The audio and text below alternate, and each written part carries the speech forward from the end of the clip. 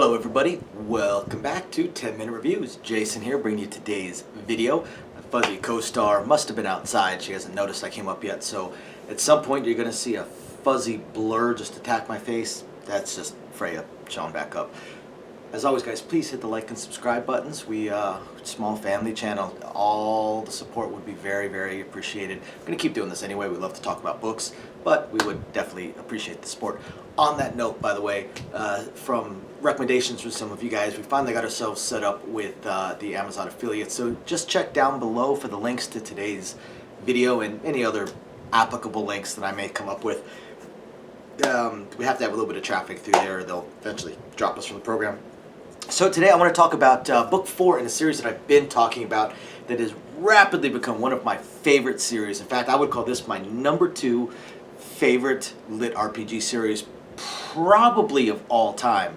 And it's just gotten more and more and more fantastic all the way around. So those of you guys that have been paying attention will know I'm talking about Shane Purdy and The Awakening, which is book 4 of his Rise of the Winter Wolf series, or a live stream dungeon crawl series. I mean, it's got a fairly long title if you really delve into it, but just absolutely phenomenal, incredible. I'm going to skip the usual 4 categories that I talk about because I've talked about them before. I'm just going to talk about the book itself, hopefully without giving away too many spoilers.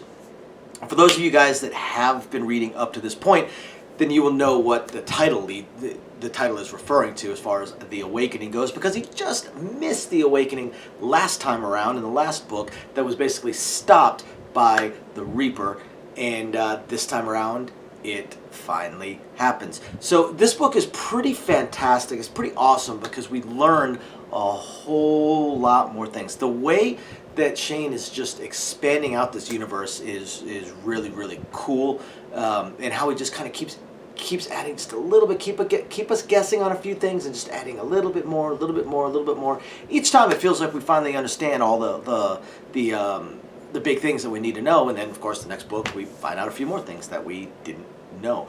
So again, we're learning some pretty cool things. We learn what the Reaper is. We start learning about progenitors. We start learning about some of the conflict that has occurred in the past with them.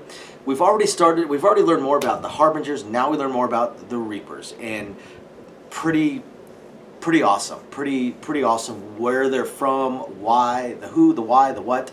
And we also actually learn about the system. We learn what created the system, who created the system, why the system was created, and some of the benefits that the creator is hoping to get. We also, of course, end up, well, not of course, but we also end up with a new war starting. We also end up with all these players that have been on the outside, all the political machinations going on against Wolf, for Wolf, go after his family, protect his family, so on and so forth. All these people suddenly get sucked into the broader arc, the wider arc of what is going on as this war is declared, and this war is ratified by the other progenitors that we discover. See, up to this point, we thought these level 15, level 20,000 people were the strongest. They were the walking gods amongst men, basically, and now we learn that those people have people to answer to that are even more powerful. And we even discovered that there was another progenitor that popped up in very, very interesting way. So again, we got this war going on. The only thing, my only knock towards this book is it kind of feels rushed. Book 3 was better than book 2, which was better than book 1, and book 1 was fantastic. So each book kind of got better. Book 4 I actually put somewhere between book 1 and book 2. I do prefer 2 and 3 over 4. Again, because things felt a little bit rushed. So many things just happened so incredibly fast. We learn about something and then boom, it happens. Like, we learn about, oh, well, this was set up just in case we ever want to declare war again. Oh, by the way, I'm declaring war. Last book, Wolf's awakening or change into his Reaper form, his final form, whatever you want to call it, is stopped, is blocked by the Reaper. We don't understand why. He just says, oh, you're not ready yet. And yet in this book, right near the beginning, he manipulates things, he changes things and says, oh, I'm manipulating things to see if I can fuel and spurn his awakening. Well, if you were in such a hurry for him to awaken, why did you stop it just a little bit ago?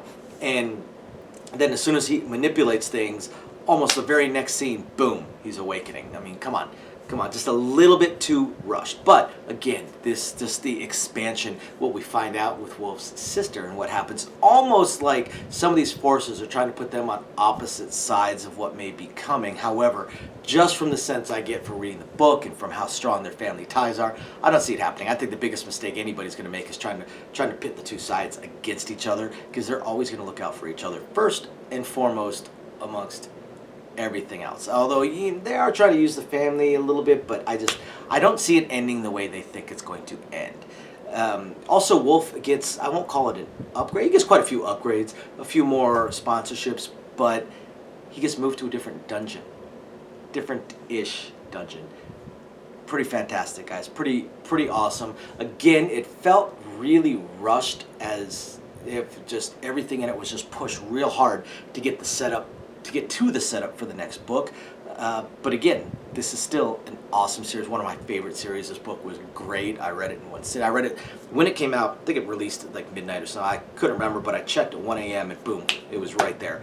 So, and I finished it probably by about 2:30 in the morning. Told you she'd show up. Okay, okay, Fuzzy. That was my Fuzzy co-star, Freya. And yeah, I told you it'd just be a blurry fur missile showing up. So, so yeah, like I said, just rush, just very rushed,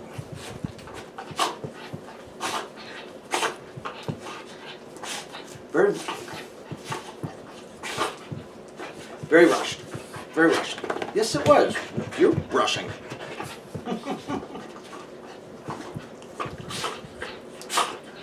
You're snorty.